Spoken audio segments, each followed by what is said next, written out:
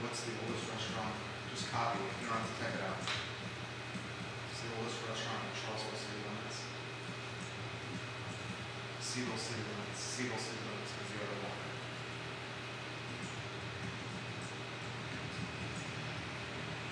Then the I Love Seville show trivia question.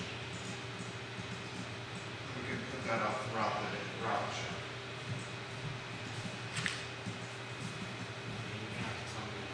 Yeah. When I start talking about it, you put it up.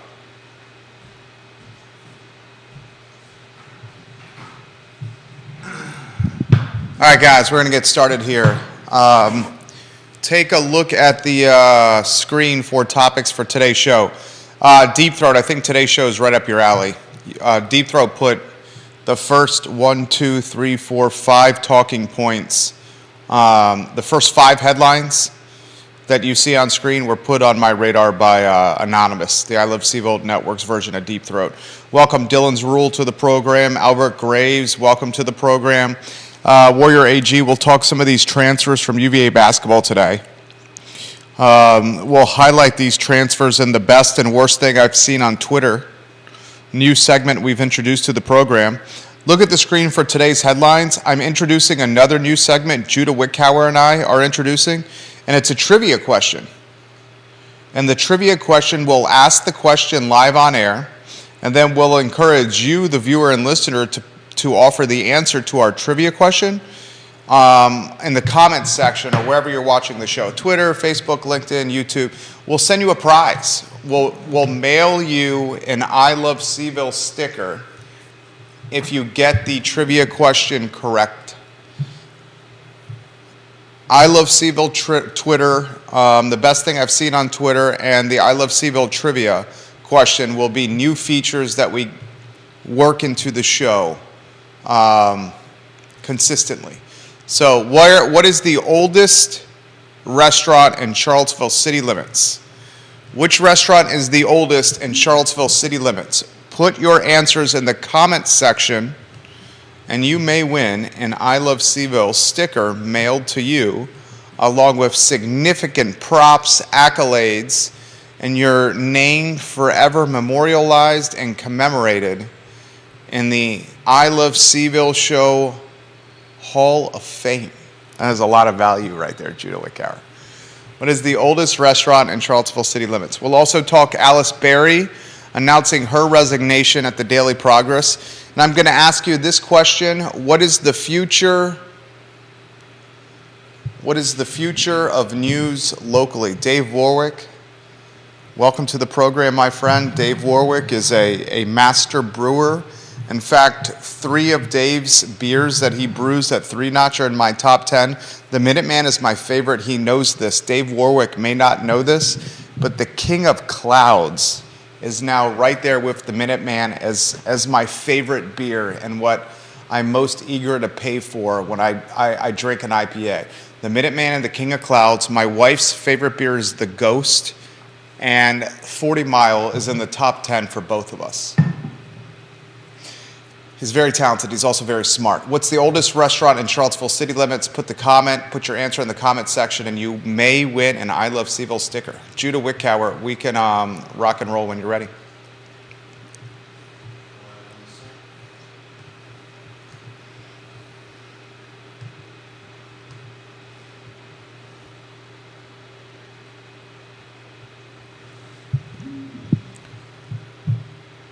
Guys, good Tuesday afternoon. I'm Jerry Miller. Welcome to the I Love Seville show. Thank you kindly for joining us. It's good to be with you. We're live in downtown Charlottesville in the Macklin Building, our building.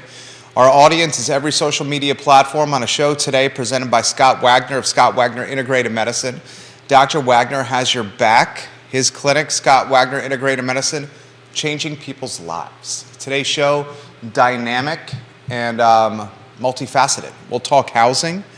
Interesting news on NBC 29, Judah put this on my radar, Judah Wickower, the director of this fine and fair talk show. The Charlottesville Redevelopment and Housing Authority announced on Monday night that they voted to make a big purchase. They have approval, CRHA, to buy 74 houses in Charlottesville city limits, 74 houses. It's a $10 million purchase. NBC 29 reports about this and has some decent reporting, but many questions left unanswered. Here are some of the questions that I'm going to ask that I will try to answer later in the show. 74 homes, a $10 million purchase. Charlottesville Redevelopment and Housing Authority needs 5 of that $10 million from the Charlottesville Capital Improvement Program, the CIP. That $5 million needs City Council approval, so City Council, at its next meeting this coming month in April, will likely vote to approve $5 million allocated from the CIP to the Charlottesville Redevelopment and Housing Authority. The remaining $5 million is being allocated to CRHA from a private donor at a 0% interest loan. NBC 29 literally highlights that 5 of that $10 million coming from a private entity, unnamed, anonymous entity, at a 0% interest rate. That really put my antennas up, my radar up. How many private entities offer $5 million to local government entities at a 0% interest? That gave me pause. I'm wondering what's going on there. I didn't see an answer on that question from NBC 29. I'll try to get to a solution for you, the viewer and listener. I have another question. Here's another question. The Charlottesville Redevelopment and Housing Authority is buying the 74 affordable units, 74 detached properties around the city. This is quite a portfolio of properties. The property portfolio has a brand. It has a moniker. That brand, that moniker, is Dogwood Properties. What I have not seen by legacy media and traditional media is some insight into what Dogwood Properties is all about. You would think that when a government entity, the Charlottesville Redevelopment and Housing Authority, approves on Monday night that they're going to try to buy 74 homes in city limits and get $10 million, 5 from taxpayers in a capital improvement program, a CIP, another $5 million from a private donor. Who's that private donor? At a 0% interest rate. You would think legacy media would ask questions about Dogwood Properties and the 74 properties, the 74 houses. Well, guess what? I did a little digging. Guess who owns Dogwood Properties? Keith Woodard. Woodard Properties. So, this got me thinking again. So you got a government entity, the Charlottesville Redevelopment and Housing Authority, who on Monday night, with not many people watching, not many people at all, on Monday evening, the Charlottesville Redevelopment and Housing Authority voted to buy 74 homes from Dogwood Properties, a subsidiary of Keith Woodard. $10 million used to buy this portfolio of properties, which were assessed at $9.6 million, $9,600,000. These 74 homes are being funded in part, by a private donor loan, 0% interest rate. Does this not got you wondering what's going on?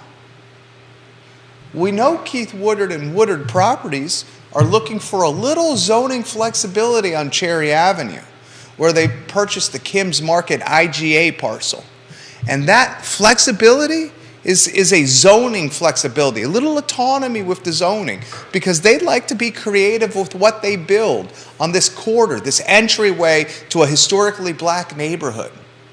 Is Keith Woodard doing a little, hey, you buy my 74 houses right here, I'll give you a price tag of $10 million. It's assessed at $9.6 million, so $10 million's right aligned, right at market value, according to assessments. Is Keith saying to City Charlottesville, you want affordable housing? I got 74 homes. You buy these from me essentially at market value. I hook you, the city, up, and in return, I get something on the back end. That got me thinking. Second thing got me thinking was, Where's this extra $5 million coming? What private donor, what money bank, what cash capital, what little honey hole? What little honey hole is Charlottesville Redevelopment and Housing Authority tapping to get a 0% interest $5 million loan? We should be asking these questions. I will try to answer them today on the I Love CVille show. I'm asking these questions because I follow what happens in the news, like you, the viewer and listener. Unfortunately, what we're seeing locally is the erosion of local news. Hell, that might not even be the right word. Is decimation a word, Judah? Decimation? Can I say the decimation of local news? Nah, it doesn't really fit. You don't think decimation fits? I mean, technically, decimation means Destroy. destroying a tenth. Excuse me? It technically means destroying a tenth. Destroying 1/10. Yeah, I mean, it's often used interchangeably it's used to with destroy in totality. but technically it doesn't mean that. Okay, are we on a two-shot? Yeah. Fantastic. Welcome to the show. Thank you. I like the racing stripe zipper sweater and Ann Wickower original. I'm willing to pay for a new one. I literally will buy an Ann Wickower original. I like have it too. $40. I'd be willing to pay Please $40 tell for one as well. Ann Wickower I will pay $40 for that identical sweater. Oh man, I think that might open the floodgates. Before we get back to the first story, and Harry Lynn, welcome to the program. His family owns Wright's Junkyard, and I've said many times, Harry Lynn and his family have one of the most coveted, undeveloped pieces of property in city limits. Carol Thorpe, hello. James Watson, hello. Bill McChesney, hello. Nora Gaffney, hello. Put the trivia question on screen. What's the oldest restaurant in city limits? Put the answer in the comments section. If you put that lower third on screen on our two-shot, if you get the answer to the oldest restaurant in city limits and you put your answer in the comment section, we will mail you an I Love CVille sticker pro bono on us. Trivia is going to be a part of this show. Here's another thing that I need to bring and highlight to you, okay? Alice Berry, a reporter for the Daily Progress, yesterday on Twitter announced her resignation from the paper of record, the daily newspaper here in Charlottesville. It has been a revolving door at the Daily Progress. I previously worked there. My first job out of UVA was as a part-time stringer or correspondent at the newspaper. I parlayed that part-time job into a full-time position, and I finished my career at the Daily Progress as one of the youngest editors in the history of the newspaper. Okay? This was 2000.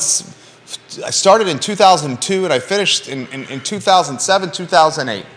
Okay, I have intimate firsthand knowledge of this institution.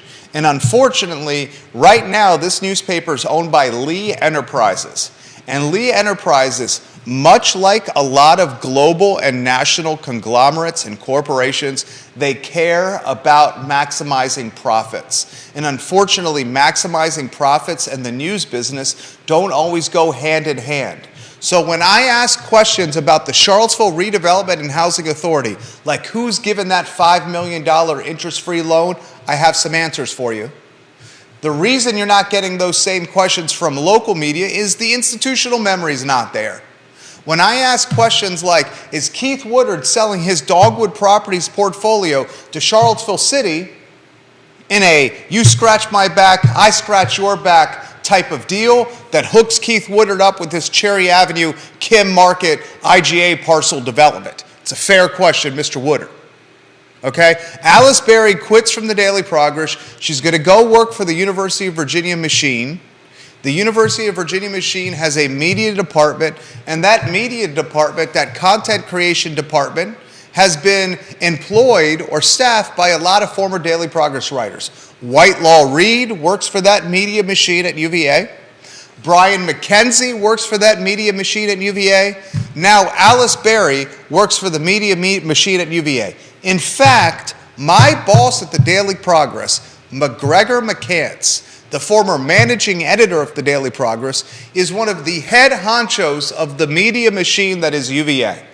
So when one of the former head honchos, the former managing editor of the newspaper, is now one of the head honchos of UVA's content creation division, you know McGregor McCants is going to target Daily Progress staff writers as a potential vertical climb, a potential professional stepping stone. So Alice Berry resigning, and her last day is what, April 2nd? This is a cause for concern. And here's why this is cause for concern. And I'm going to get to your comments, Dylan's Rule, Albert Graves, I'll get to your comments. Here's why this is cause for concern. Collective bargaining with Albemarle County teachers is very much still on the front burner. And Alice Berry was the educational reporter for the newspaper. So this collective bargaining scenario, teachers want a union, they want the power of collective bargaining when negotiating with the school board and with Dr. Haas. This story is front and center. 4 school board seats up for election this year, front and center. And now the newspaper's educational beat writer is quitting. And I give Alice Berry props. You got to do what's best for you, especially at this point of your career. I got no ill will. I wish you nothing but love in your professional pursuits.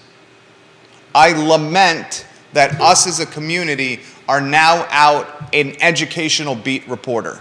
But I do not hold that against you, Ms. Berry.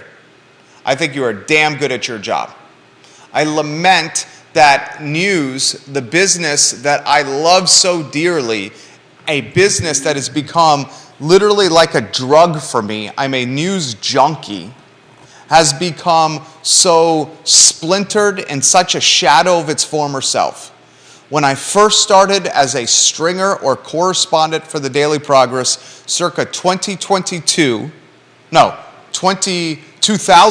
21 years ago, we had a UVA reporter 21 years ago, we had a schools reporter, we had a cops reporter, we had a courts reporter, we had a political commentary writer, Bob Gibson, literally wrote political commentary opinion columns in the newspaper. Brian McKenzie was a columnist who was penning Perspective 3 times a week. You had multiple city editors. You had multiple editors in the sports department. Mary Alice Blackwell was the lifestyles editor. Jane Dunlop Norris was doing magical things covering the music and the arts and the culinary beat. Anita Shelburne was penning fantastic op-eds. Now look at the paper. Look at the paper.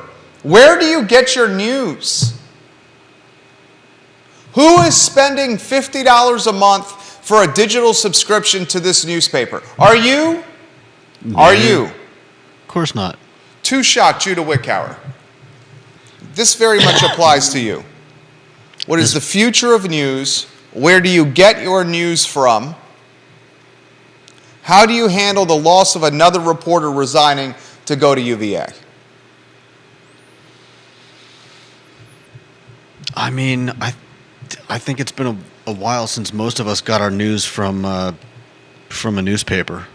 Daily Progress had a nice little 6 or 7 month run of late. Hall Spencer, Cindy Schuler, Alice Berry, Reynolds.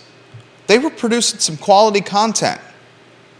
The reality is if you pay these folks peanuts, and these folks are making like $15 an hour, they're not going to stay. Yeah. In a community that prides itself on innovation, a community that prides itself on being the home of the University of Virginia, a community that prides itself on being knowledgeable, well-read, intelligent, sophisticated, world-class, and cosmopolitan, cannot sustain or does not have an entity that could sustain a paper of record in any kind of quality fashion. I think we're running into that problem in a lot of 100%. In a lot of sectors. 100%. So I ask you this question: what's the future? What is the future for this community getting their news?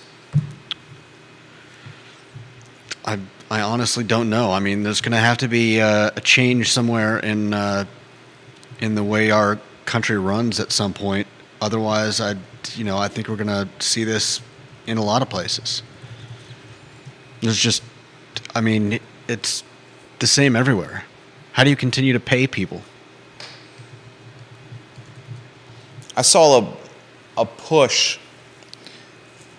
a handful of years ago. The push was $15 an hour. I went $15 an hour at the University of Virginia. $15 an hour. A living wage, $15 an hour. Remember the push? Counselor Michael Payne. Remember it. It's still alive today. Michael Payne in 2019 ran on a platform that said a living wage $15 an hour. That was very much part of Michael Payne's campaign in 2019. Now with inflation, the cost of goods, and the fact that all the world's way more expensive post-COVID, that $15 living wage campaign is now more realistically a $20 an hour living wage campaign. Yeah. And now groups are organizing, one group in particular, to lobby and to politic the University of Virginia for a $20 an hour living wage. Yeah. Okay? This is the collateral damage of COVID. I'm here to tell you. It's not the collateral damage of COVID. We can go down that road. I'm here to tell everyone that's watching and listening to this show. The small business in this community, a large chunk of them, if the living wage becomes $20 an hour, is unable to pay that. Yeah. A large chunk of small businesses in this town, if the University of Virginia, if this push to lobby the #1 public university in the Commonwealth, a push to lobby this university to go from $15 to $20 an hour living wage, if that gains traction and becomes the norm, you will see a boatload of small business just close their doors because there's not a chance in HE double hockey sticks their model can sustain team members making $20 an hour on the reg consistently as a starting point salary. Okay? And folks that make the comment and say this, oh, well, you should be running your business differently. The business ain't being done correctly.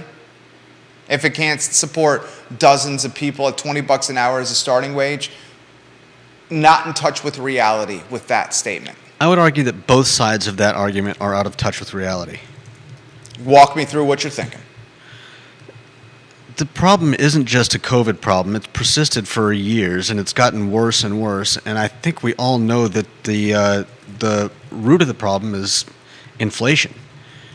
I mean, inflationary forces have made everything unaffordable, from eggs to housing to running a business and paying people to work for you.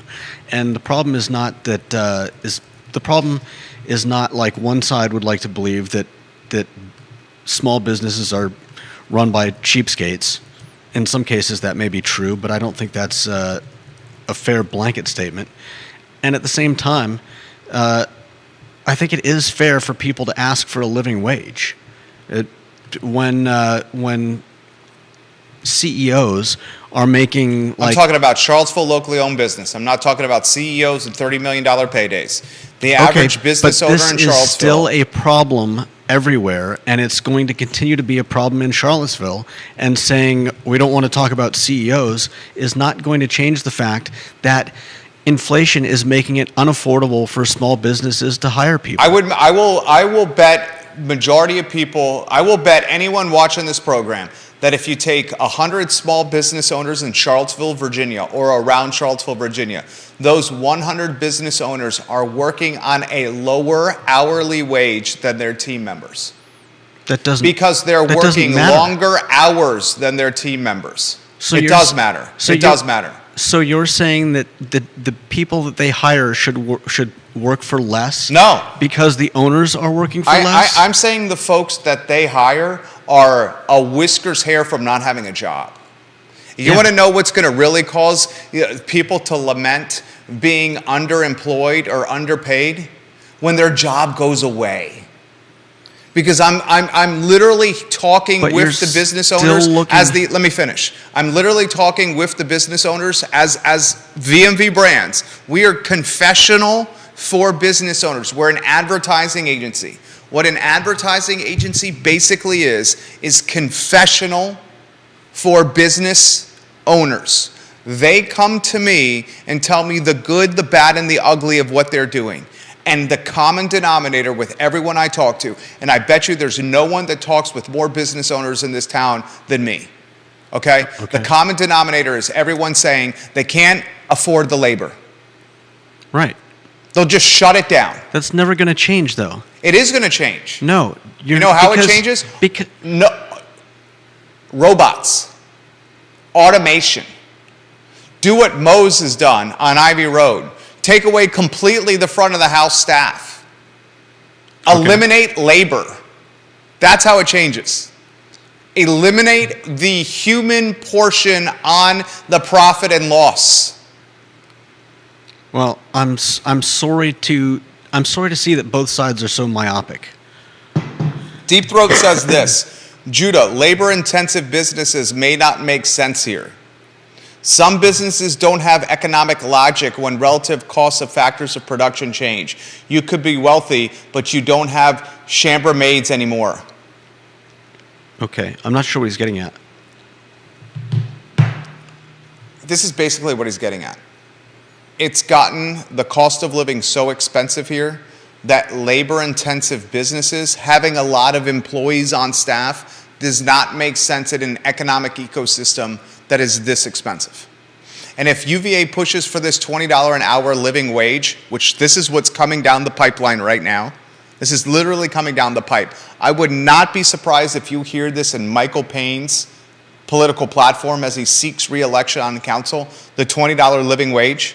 In 2019, it was 15. Now in 2023, 4 years later, it's 25% more. The problem is we keep addressing the. It's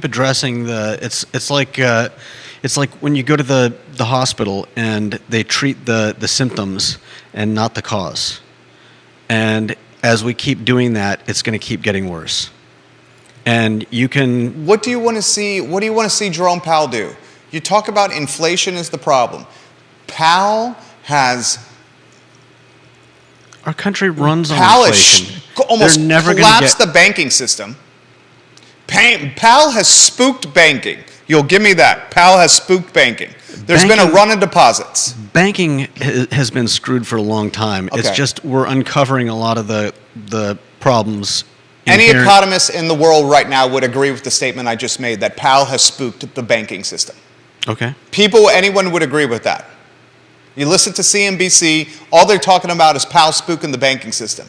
Powell's raising of the rates, the rate increases, has ravaged the housing economy. He's effed the housing economy.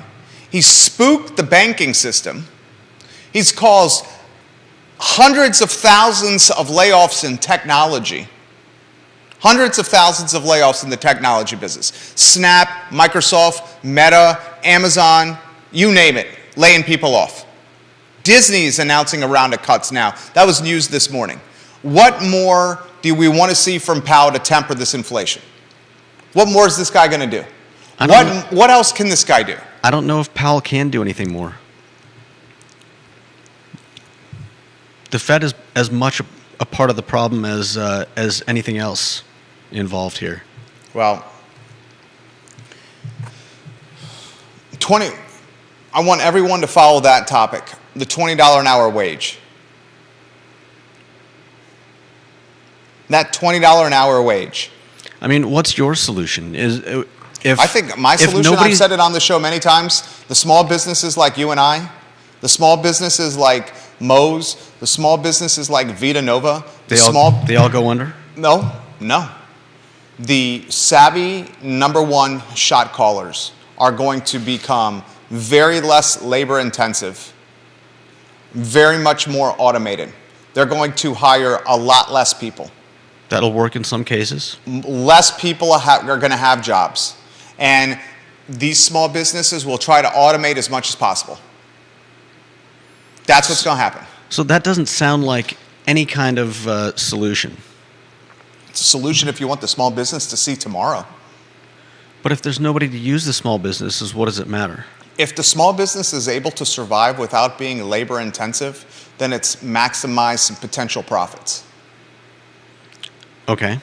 And it's able to turn its lights on the next day. And the point you're making is the right one. The unfortunate thing of all this is the people that are going to lose is the ones that were filling that 15-hour to $25 an hour job. Because that 15 to 25 an hour job in Central Virginia is going to go away at a much greater clip than in what happened in 2019. 2019, you'll have 4 years ago, mark this down, 4 years ago, you will have a hell of a lot more $15 to $25 an hour jobs. You had a hell of a lot more $15 to $25 an hour jobs than you do right now. And if this living wage thing gains traction, these types of jobs are the ones that are going to get clawed away. The business owner will figure out a way to do more with less, as an entrepreneur has always done. And that sounds depressing as all get out, doesn't it?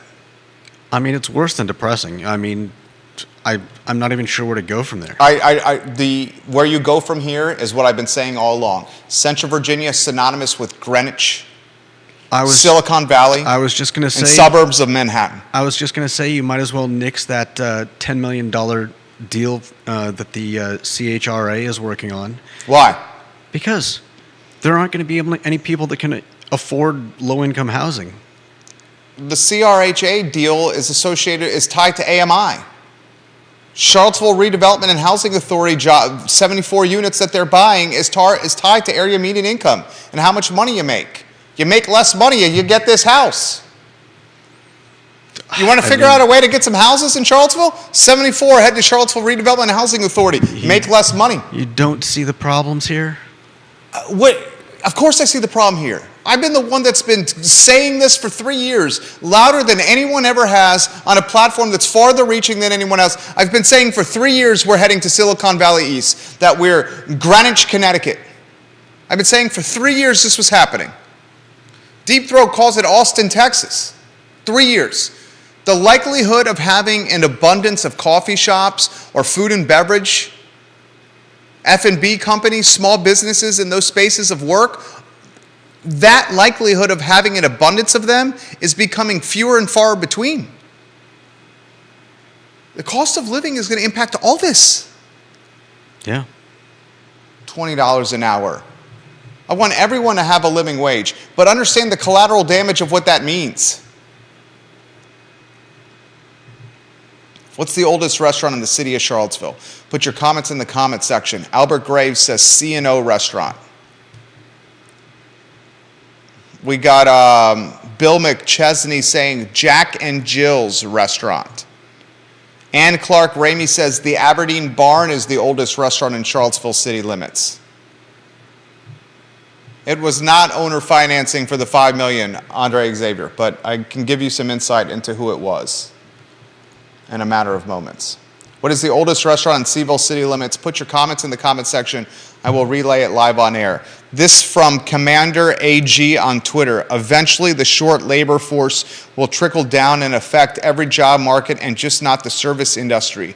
Robots can replace the front of the house in the service industry, but can they build houses, mow grass, and other manual labor?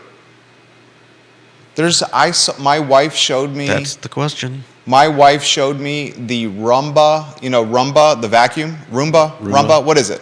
Roomba. There's one for cutting grass now. Okay. You don't even need a guy to cut your grass right now. I mean, that's great for It costs a handful of $100. You put it in your yard, it cuts your grass without a person doing it.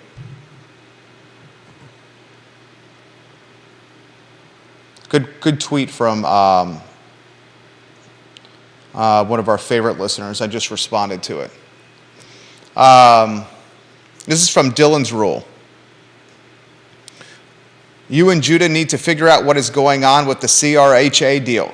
So CRHA needs $5 million from the council, and the school board needs $5.5 million. Where's the council getting this money? How do they have $5 million unaccounted for in their capital fund?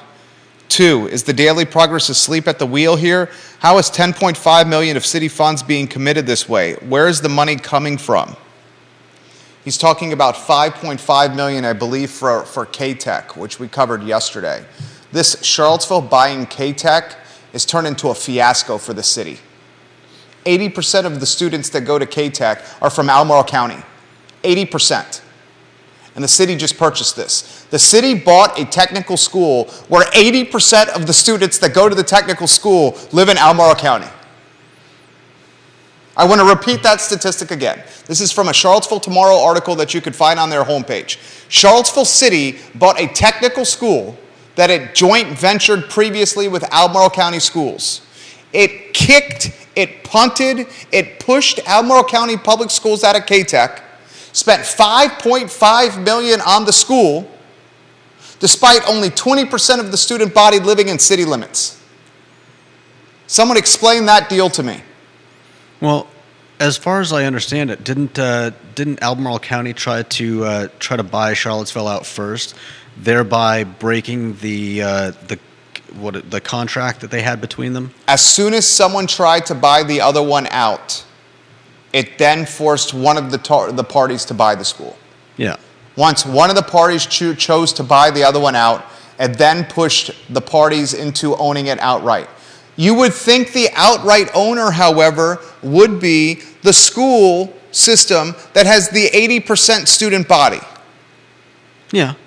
I mean, and not the 20% student body. That's the most logical, but Charlottesville would still make money out of the school. I mean, Albemarle County would be paying for the Albemarle County students. Oh, that's not true. What do you mean it's not true? That's not what the article read. Where are you pulling that from? Cite your source on that.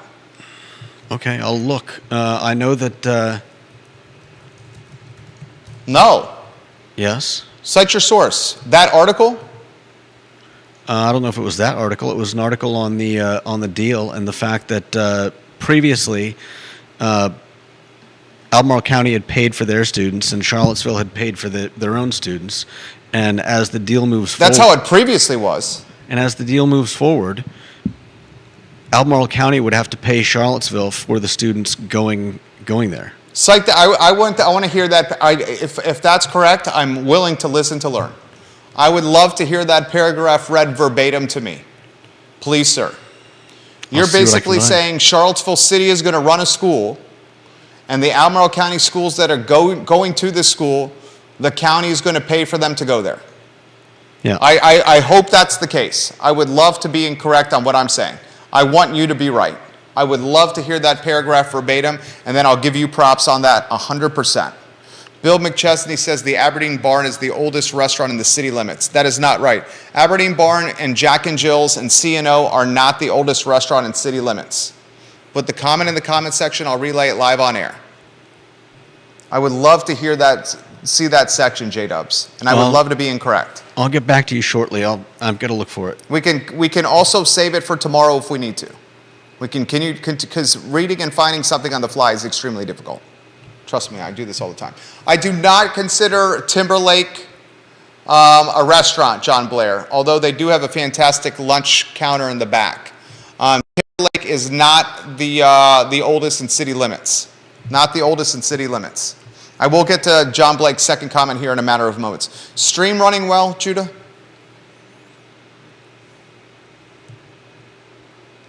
I'm hearing a little bit of jag in the sound, but it sounds mostly good. Viewers and listeners, stream running well here? You having any feedback issues? Let me know. Put it in the feed. I would love to hear from you guys. Dylan's Rule says, you and Judah are some of the last truth tellers in Charlottesville. Dylan's Rule on Twitter. I'm going to respond. I'll say, thank you. Thank you kindly. Do you want to say anything to him in the tweet? I'm responding to him now. You want to give him he said you were one of the last truth tellers in Charlottesville. Do you want to mention something to him? I'm sending him a tweet now thanking him. Thank you. Judah says thank you too. Period. I just responded to him. All right, let's get back to the lead of the story. Scott says the stream's not running great on YouTube. Your number one goal is the stream, not looking up this piece of content.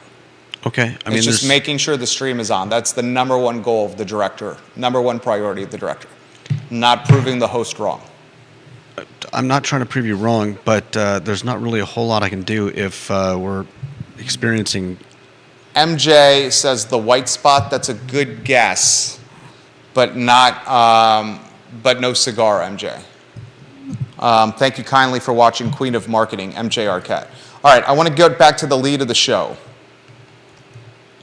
And then we're going to do the tweet of the day here.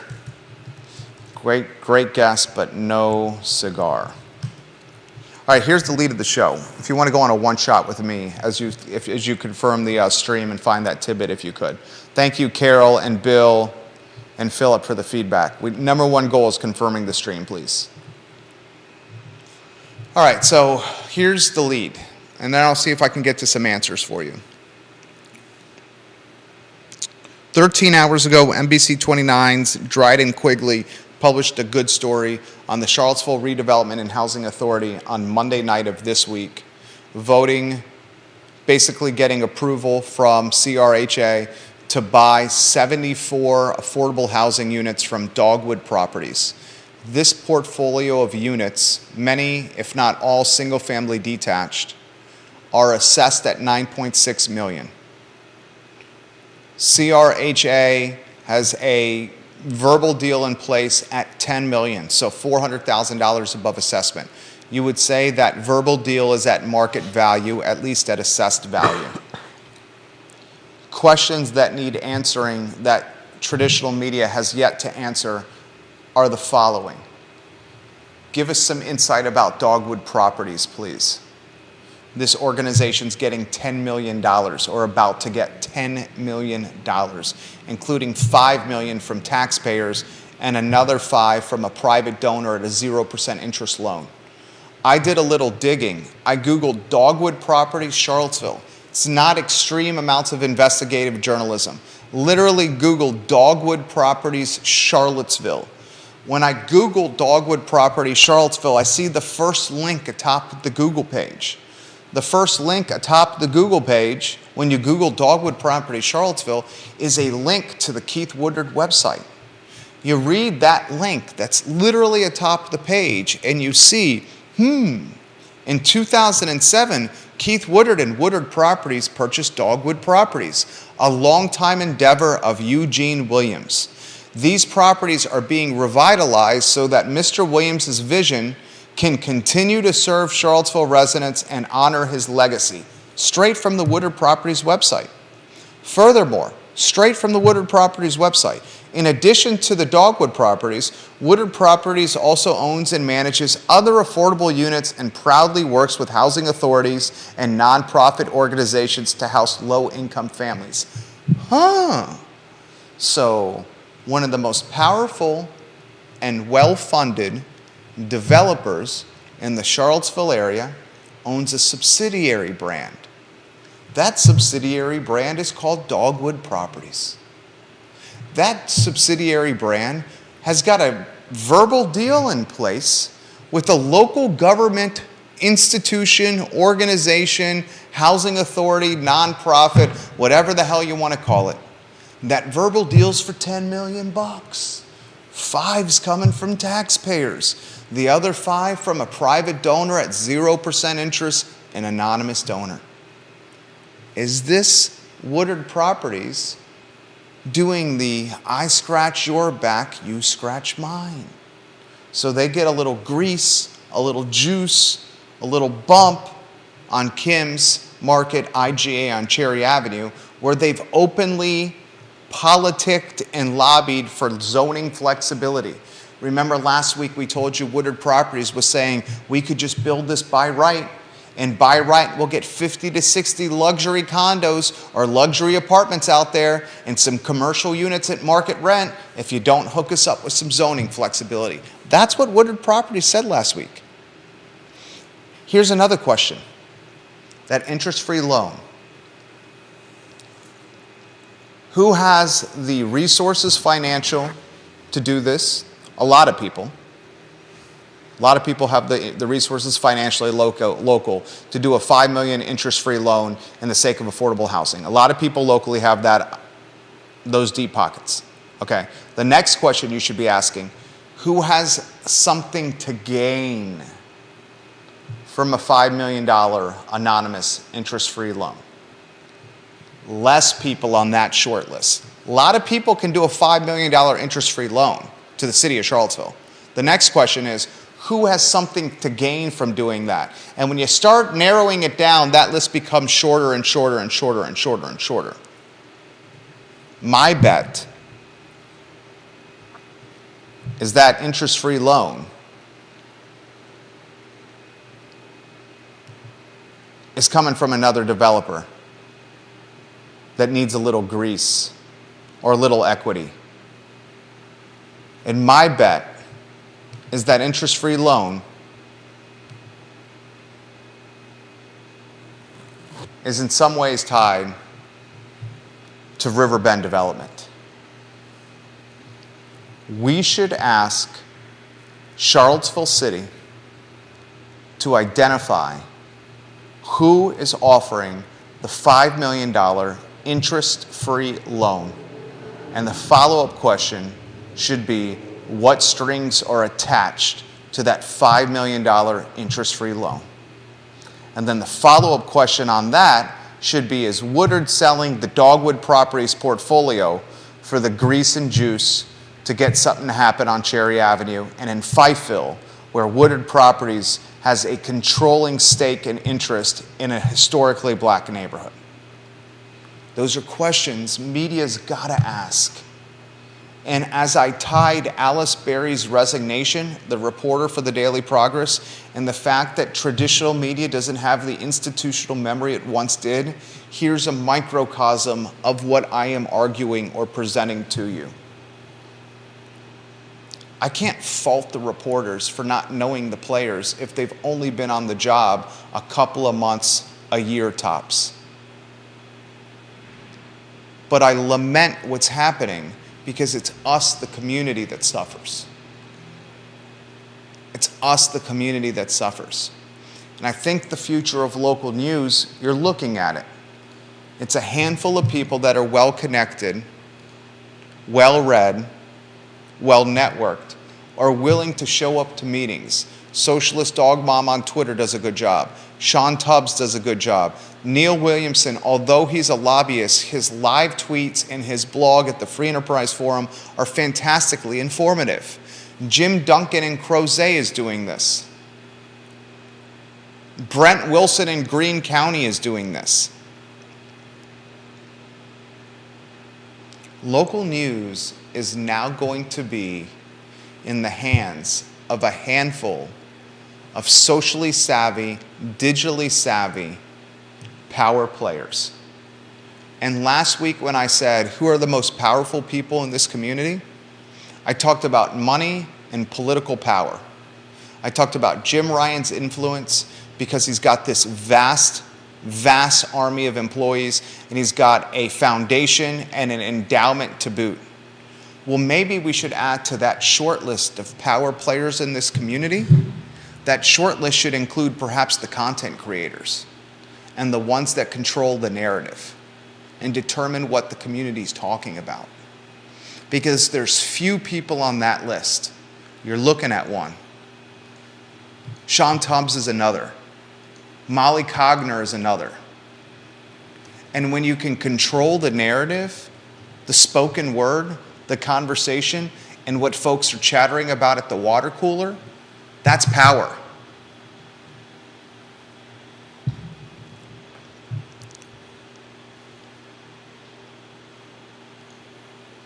Riverbend does own the old Kmart location in the city of Charlottesville. That's exactly right, Dylan's rule. Corin Capshaw's Riverbend development, very low-key, has been one of the most influential development players in this community. Fifth Street Station, Riverbend development. James Watson says, Judah, I don't believe Charlottesville eats the cost for students attending K-Tech from outside of the city. I don't think Charlottesville is going to be eating the cost either. I think throughout the course of the history of K-Tech, You mentioned when Charlottesville owns it that Albemarle County is going to be covering the cost of students that are going to K-Tech. I don't have anything direct, but here in the article it says Albemarle County, which has more students at K-Tech, 80%. pays a proportionately larger amount to fund the school. Charlottesville City Schools contributes X amount to K-Tech's operating budget. 20%. Albemarle gave K-Tech roughly $2 million for the same period, and then further down it says the offer the county presented to the city in December allowed city students to attend K-Tech for free for 3 years. For 7 years after that, city students who wanted to attend K-Tech would have paid discounted tuition, according to county officials. So that leads me to believe that That's an assumption. yes, it is an assumption. Nothing in that article indicated that Albemarle County students that attend K-Tech and moving forward will have their tuition subsidized by ACPS. Who's currently paying tuitions? Right now, in the joint venture agreement, the tuition by student is paid by where that student lives. Albemarle County is paying 80% of overhead associated with students at K-Tech because 80% of K-Tech population is ACPS. Currently, Charlottesville has agreed to pay roughly $5.5 million to own K-Tech outright, despite 80% of students not living in city limits. Moving forward, the joint venture agreement has not been ironed out. Right. We do not have clear-cut details that Albemarle County will subsidize Albemarle County students at K-Tech. We do not know that Okay. yet. Do not know that yet. You taught me this, word choice matters. It does.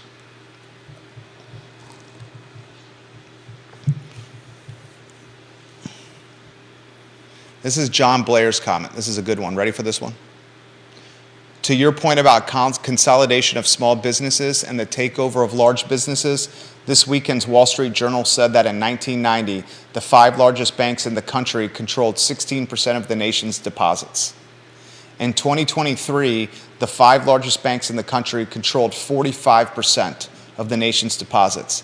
Anyone who says, well, just let the small businesses go out of business is basically asking for our entire nation to become the banking sector. Amen. Well said. Yeah. What do you want to say to him? You agree or disagree?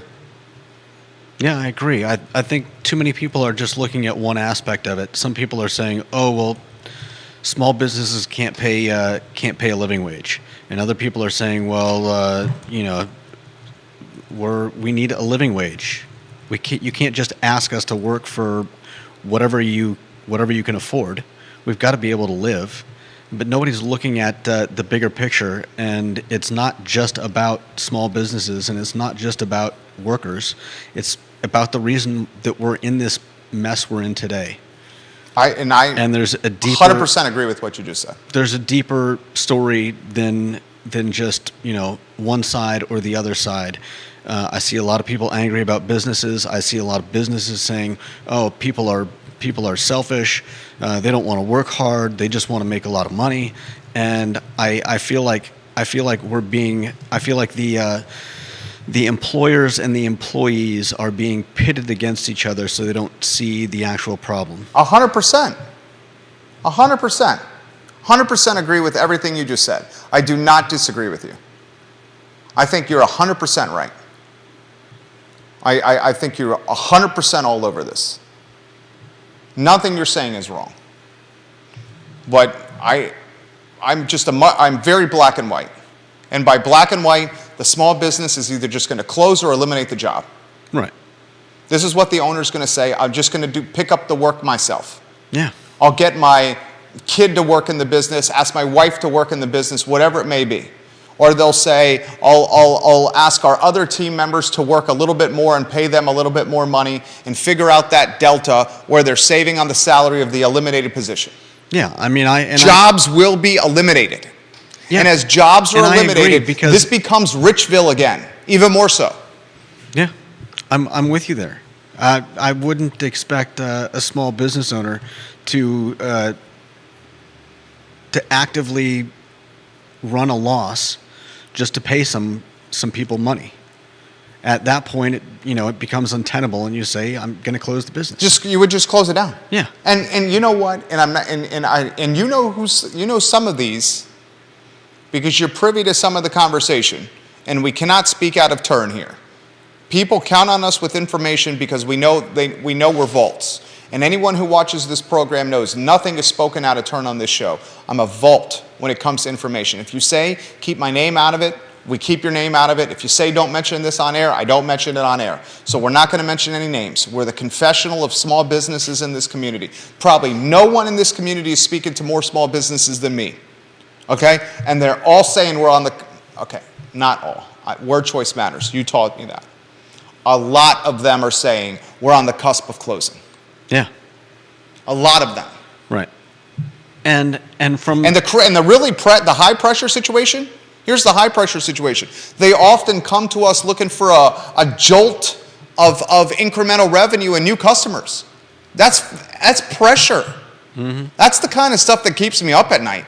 Yeah. When someone that's older than me, that's been grinding in their business for 20 to 25 years or longer, comes to me and says, Jerry, I need you to help me. Help me. Because I'm at the close of losing my legacy and my life's work. That's the kind of stuff that comes across my desk. Mm-hmm. And you see it. Yeah. But I also see the other side, and it's, it's the same thing. Why would you ask people to keep working for, when you hear about people working 2 jobs or working, I'll say it. I've said it. I caught a lot of SHIT for this. It's a 65-hour work week town. I caught a lot of SHIT for it. I'll say it again. It's a 65-hour work week town. I'm glad.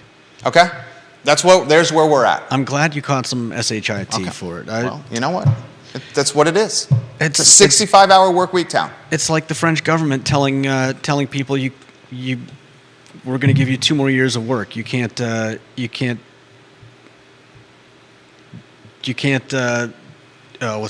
the word?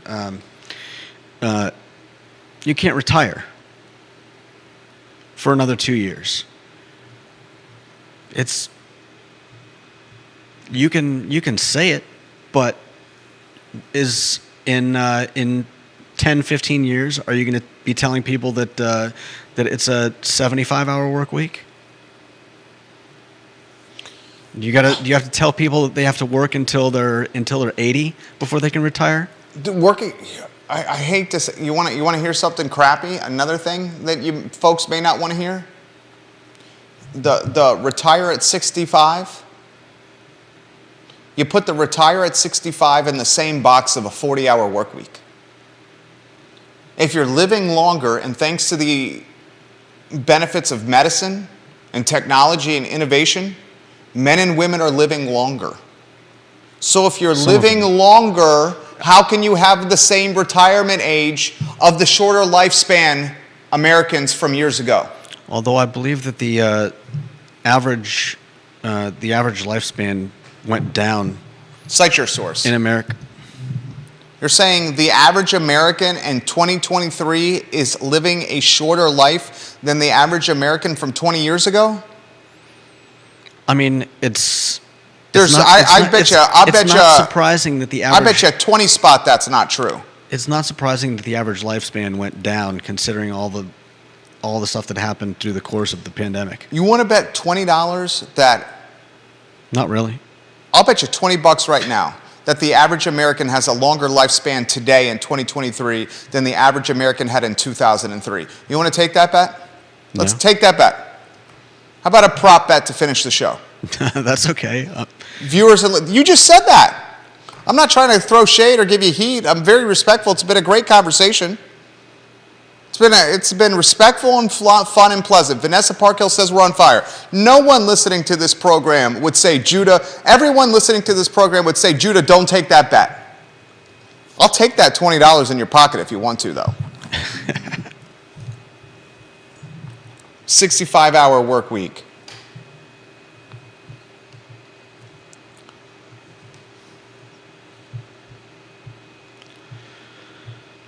So this is just a real quick something I found. From 2020 to 2021, life expectancy at birth began to rebound in most comparable countries, while it continued to decline in the U.S.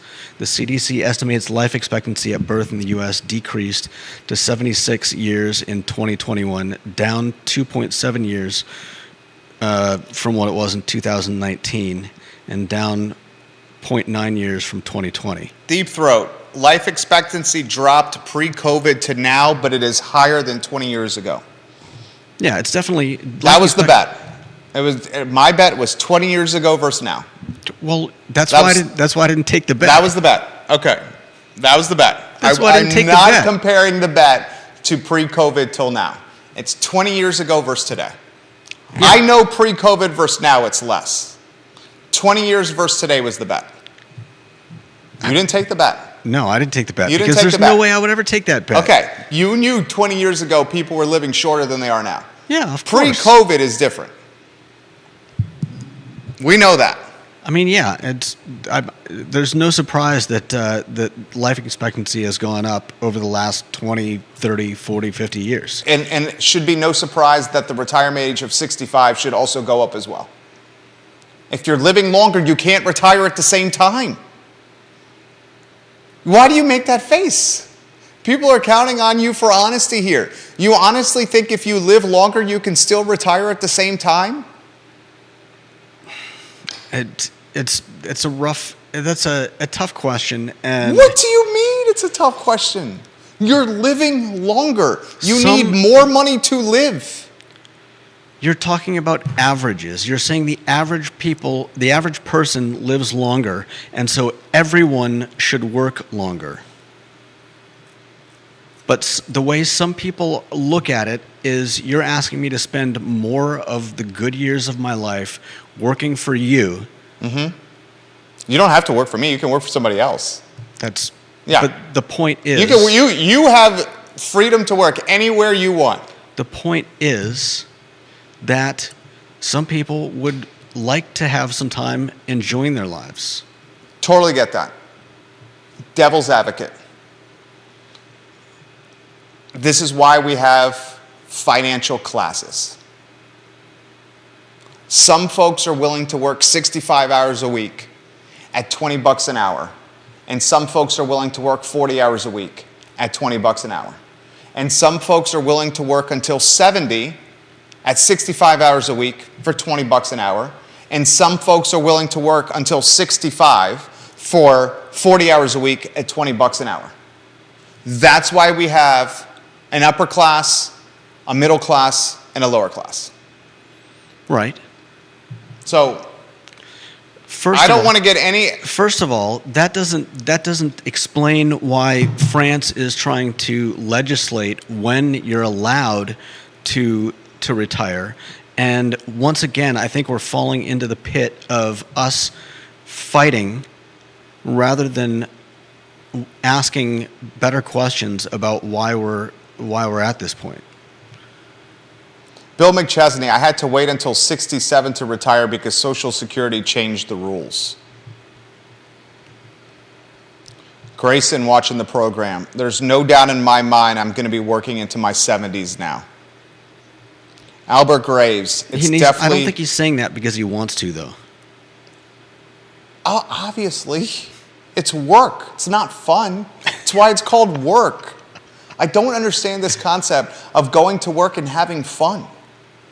It's work. That says a lot about you. What does it say? You think you're supposed to go to work and have fun? I know people that enjoy their jobs, Jerry. I love my job. Yeah, because you're the owner. I made the business. Yeah. I literally tailored the job based around exactly what I wanted to do every day. You could do that if you wanted to.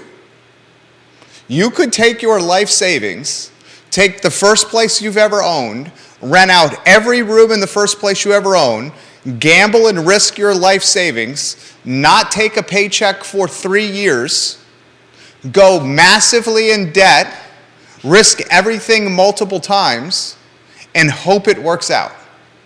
Because that's what I did. Yeah. And as a result of taking a risk of that magnitude,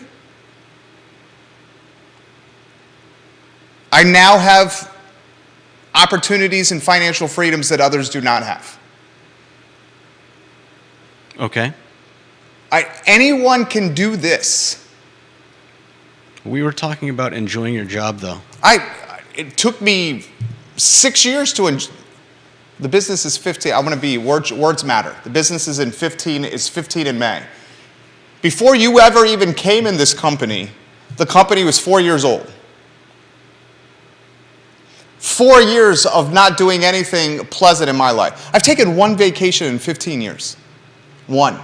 That's on you, though. Oh, I'm not complaining. I wouldn't change a damn thing. Not a single thing I would change. Not a single thing I would change. And it makes for great talk show fodder. And I've thoroughly enjoyed it. But I would be hesitant to say to anyone listening to this program, if you're in the if the $15 an hour living wage is how we got on this topic, and we talked about how that living wage is people are making a push to have it 20 because of inflation. If you're clipping 20 an hour, 25 an hour in that vicinity, and that's a lot of people in this community, 20 to 25 an hour. 20 to 25 an hour, to put that in perspective, is $40,000 to $50,000, 40 to 50 and change. It's becoming a 65-hour work week. Albert Graves, we all have to work to make money to pay bills regardless if we like our jobs or not, because if we don't pay our bills, we don't have a home, car, groceries, and things we need to live. Two things in life that are undefeated, the tax man and the bill collector. Vanessa Parkhill, the 65-hour work week equals someone has to cover the tab for those who have been replaced by robots and don't pivot to a new gig. Remember, the government who pays for stuff people say they get for free does not generate revenue added value by building or doing things like private business. That stuff comes from government. That stuff from the government is funded by we, the people who pay taxes, which includes corporate taxes passed on to consumers in the way of higher prices. That's another thing. And I did not expect you to know this, nor part of your job was to know this, okay? Part of your job was not to know this, so I'm not holding this against you in any capacity. He found out recently, and I'm not speaking out of turn here, you've been working for the business for almost 12 years, right? Something like that. You found out recently, like in the last couple of weeks, maybe about a month, of how steep payroll taxes were. And you just recently found out in the last month, business owners or bookkeepers, Vanessa Parkhill, you're a bookkeeper. Business owners can relate to this. The payroll taxes we have on our business, on this business, is essentially synonymous with your paycheck every 2 weeks. So even though, let's say it's paycheck for you, paycheck for me, there's another paycheck in totality every 2 weeks that goes to payroll taxes. That's synonymous with what you earn. So this business is doing you and me and this other slush of money that's created every 2 weeks to go to the state and federal government. And what? Am I right? You learned about this over the last month, right? I'd say it was more than a month ago, but it's very recently. It's irrelevant. Very recently. Fairly, yeah. This is what team members don't realize with small businesses. This is what team members at small businesses everywhere don't realize. The magnitude of payroll taxes and the significance of them.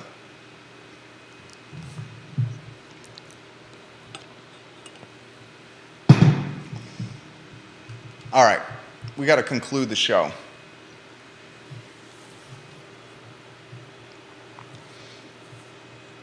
I hope you guys enjoyed it. I thought Judah Wickhauer was absolutely on point.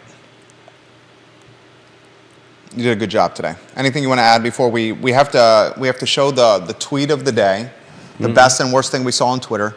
We got to answer the trivia question, right? Yeah.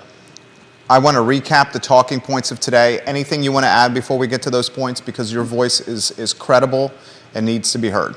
Anything you want to get out there?